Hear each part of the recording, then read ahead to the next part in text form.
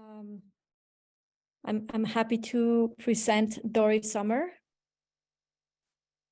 Doris Sommer is the director of Cultural Agents Initiative at Harvard University. She's also professor of Romance languages and literatures and of African and African American studies. Doris is one of the minds that I admire the most. She has the power to teach playing. Her program called Pretextos en Español, motivates reading approaching readers to what they love doing. It can be cooking, making crafts, creating kites, or anything that you like. She teaches you to link your passions to any text that you read. Thank you, Doris. Gracias. Thank you, Carla. Thank you, Lee. Thank you to all the artists that we've heard. Mostly to you, Carla. I want to say that thanks to Carla, we're learning what Salvador del Solar calls putting in value, poner de valor. Salvador del Solar is another partner in Cultural Agents. He was the Prime Minister of Peru, and he's a great actor and film director. So he knows how to put politics and arts together the way Carla does. And one thing that Salvador likes to talk about is the way that everyday cuisine in Peru is now the main tourist attraction, more than Machu Picchu. So it brings me to thinking about how to poner en valor Mexican cuisine, Mexican textiles, Mexican good taste as the best value of the country, right? So like Gaston Acurio, who is one of Salvador's heroes, because he's not only a brilliant chef, he celebrates all the other brilliant chefs in everybody's kitchen and home restaurant in Peru. And you make space for all of us, like Gaston. You don't say, I am the brilliant fashion designer in Mexico, whom everybody knows, which is true. You make space for all of the others, for Remigio, for great artists like Alessandro da Costa. I'm so pleased to meet him too. But thank you for making this space and for sharing not only the love, but the vision of talent in indigenous arts. So I wanted to say that. I want to take the opportunity, and if you want me to speak a little less than 20 minutes because we went over time, just give me a sign, okay? One of the things that I learned in doing Pretexts, which I want to talk about, because we go off on tangents. Instead of telling students not to go off on tangents, we say, go find something that you enjoy reading and that you want to share with the rest of us, and that has a connection to the text we're reading. It's a tangent after all. And one of the tangents that came in Chile, in a poor neighborhood in Santiago a couple of weeks ago, was a parable about a little fish who asked an older fish, where is the ocean? I've heard such wonderful things about the ocean. And the older fish says, you're in the ocean, you're swimming in it. And the little fish, disappointed, says, I'll go continue my search, right? So what you're teaching us is that we're in the most beautiful ocean, and it's endless. It's enormous, and it's full of magical surprises and familiar pleasures. So thank you for that. Now, what we learned so far from you and from Alessandro and from Gaston and from Mais and Masala is that art and magic don't have to be entirely new, that innovation starts somewhere, and it starts from tradition. So recycling is part of an art practice. And what I do with pedagogy is to remember that. I don't know if the guests here know what the etymology of the word school is. I just learned it a few years ago. You know it, Kavita? We don't hear you. We don't hear you. But I will just say that the etymology of school, schole in Greek, and it still means the same in modern Greek, is leisure. Leisure, the time and space to do fascinating things and talk to fascinating people. Now, if we revived that meaning, we would be not only better educators, but better caregivers in terms of mental health. What is the challenge in a poor neighborhood like the one we worked in Maipú, Santiago? Of all of the problems that poor cities have, drug addiction, violence, unemployment, physical health problems, the most extreme problem that the mayor identified and his cabinet is mental health. Children and old people too are depressed and they commit suicide. And this is an international pandemic. I think everyone will recognize that the rates are going off of the charts. But to go to a school in Chile today, a public school in Chile, in Mexico, in India, in Kenya, in all of the places where we work, you see children sitting in rows, watching one person or the backs of the heads of other people. We're teaching authoritarianism. We're also teaching corruption, because the kids in the last row are not paying attention to the teacher. They're paying attention to each other and making deals with each other. We're teaching authoritarianism and corruption. And to make things worse, we tell children that they're wrong when they answer that a princess was very pretty instead of lovely, because all you're asked to do is to memorize. And if you memorize, you're not asked to think, you're not asked to interpret. And so reading comprehension has failed. More than 80% of the children in Latin America cannot understand a simple text. That's a recent statistic from the World Bank. It's not that they can't read. They don't understand, because we tell them not to ask questions, not to give synonyms, not to pull out a metaphor, not to go off on a tangent. So I am not a fashion designer. I am not an architect. I'm not a textile designer. I'm a teacher, but I know that teaching means leisure, and I want to recycle good practices, traditional practices that no one in, as Mais and Marcela called it, this capitalist culture takes seriously. We all have a very deep Calvinist spine. It doesn't matter what religion we were brought up in. Pleasure sounds like a dirty word in our schools and in our societies. But think about what Maria Montessori did as a medical doctor. And this is something that my colleagues at Harvard don't know. They imagine that Montessori developed her method for privileged people, that it was always a privileged methodology. They don't know, because they haven't read her, that she developed her methodology in the slum of Rome after she started in the insane asylum. So what we do in Pretexts is very simple. We have a Montessori spirit, a Freire spirit, but we learn from artists too to make a protocol of a good philosophy, of a good spirit.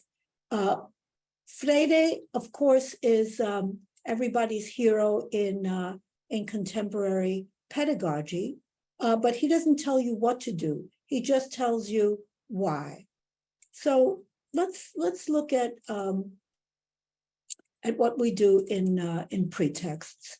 We learn from Freire as a spirit, but from Augusto Boal, the theater artist in Brazil. about how to make an artistic protocol from a good idea. And this is the concept of pretexts. It doesn't isolate cognitive learning from socio-emotional learning. That's what people are doing today, and it's a crime. Socio-emotional learning comes to cure the pain that children feel in learning. Why should they feel pain in learning? So what we do, I mean, who hasn't seen a child light up when they learn something that they hadn't understood before? It should be pleasure. So what we do is start with a difficult text, make art from the text to interpret it, to express your own tastes and judgment, interpret the text. And then when you see that there are many possible interpretations, because everyone in the class made a different artwork from the same text, we admire difference. How many times did we hear from your artists today about admiration? Admiration is the core of civics. It's not tolerance. It's not even respect. It's expecting something wonderful from another citizen, another resident, an immigrant. It's admiration. So that's the concept. It's a gear system. It's not silos. And it's not even a Venn diagram with overlapping areas. So let's look at the protocol that we've adjusted from other artists. We start with an icebreaker, theater style, and then here are Latin American practices that we recycle. There's a reader who reads a difficult text that the workers choose while they're working. This we take from cigar factories, but there are other factories where workers hired a professional reader, an actor or a radio announcer, someone with a beautiful voice and who could last all morning to read a text. If you think about where the title of Romeo and Juliet comes to a cigar box, or Monte Cristo, or Hemingway, it's because readers had good taste. Many of them were illiterate. The workers had good taste, excuse me, the readers were not illiterate. The workers wanted to hear very important texts. They felt very important themselves as artisans.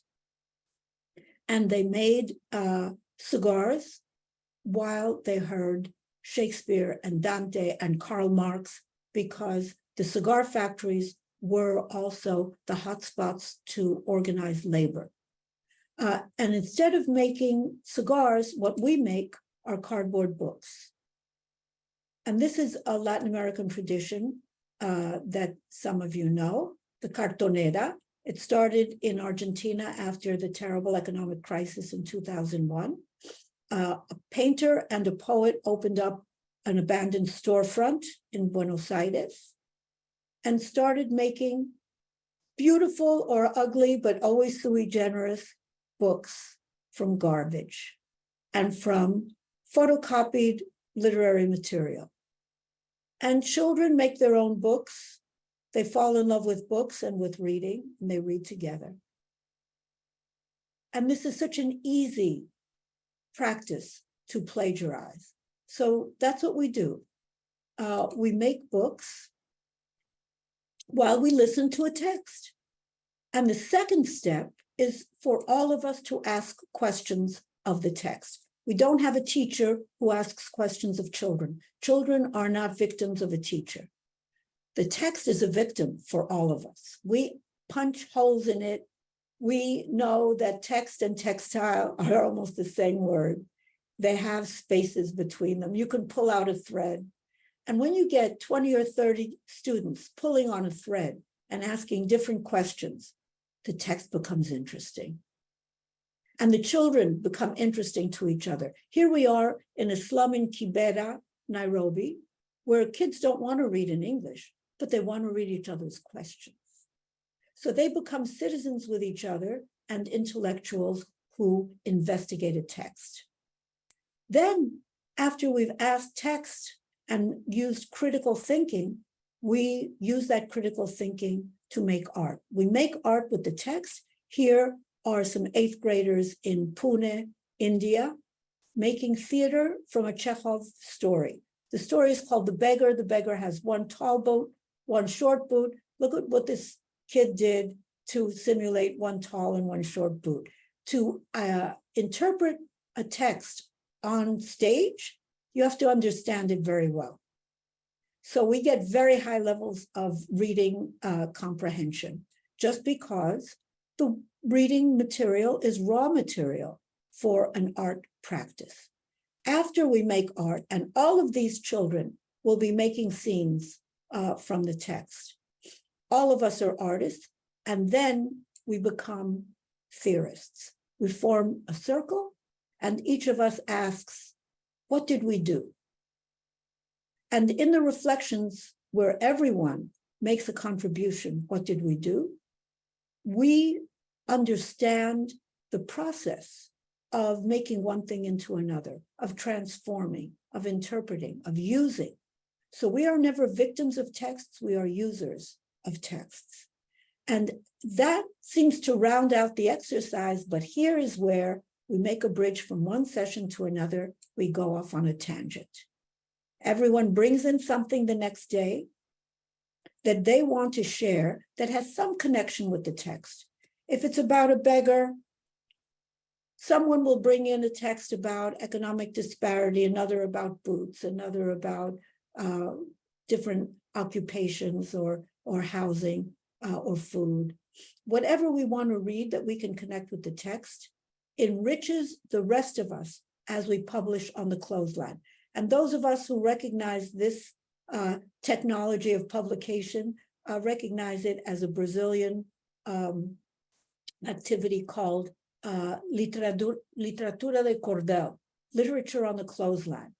In Chile, it's called Lira del Pueblo, the lyre of the people. And it was a popular practice all over medieval Spain and Portugal. And it survived in Latin America in poor neighborhoods. Let me show you what we did with Carla at the Jumex Museum, because when she opened at the Jumex, she said, Doris, you have to come and do Pretexts with me. I said, I teach this semester. She said, doesn't matter. Take a day off. You're coming to do Pretexts with me. And I was so happy. So I finally got to use a text I've always wanted to use, which is the second chapter of Rosario Castellanos' novel, Balún Canán, where the lady of the house buys Guatemalan textiles because they are the most prized textiles of the period, right? And she buys the textiles, and I said, Carla, we have to remember we're making art from text. And she said, but Doris, every huipil is an open book. And that was the beginning of our workshop in the Jumex. And I invite you to the Pretexts website.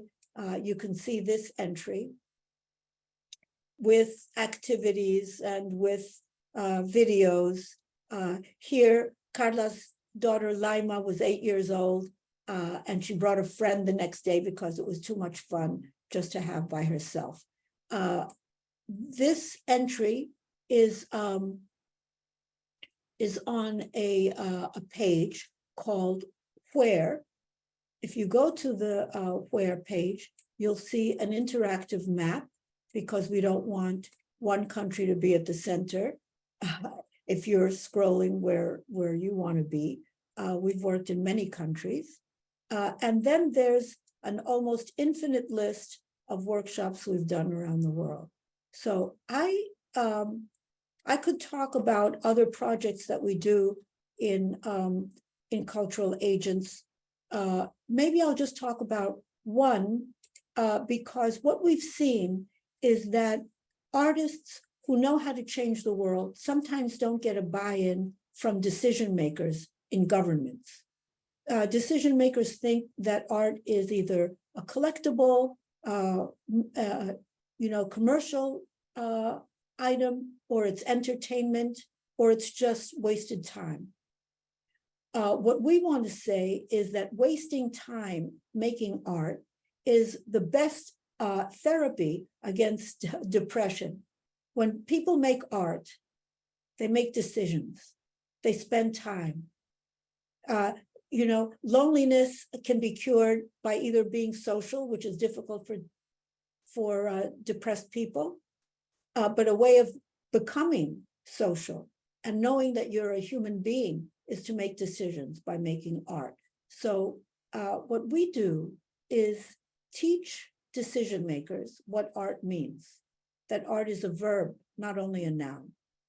And so we have a certificate for cities where we invite a mayor and his or her cabinet to a short series of seminars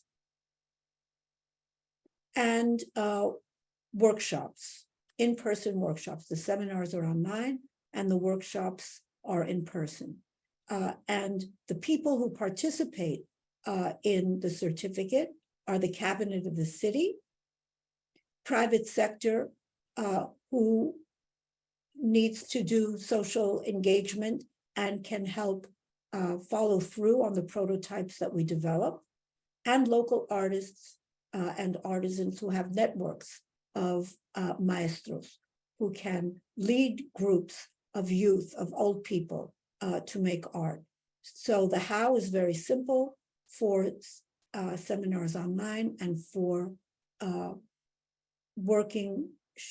workshops to produce prototypes. I'll just stop here and thank you for your attention.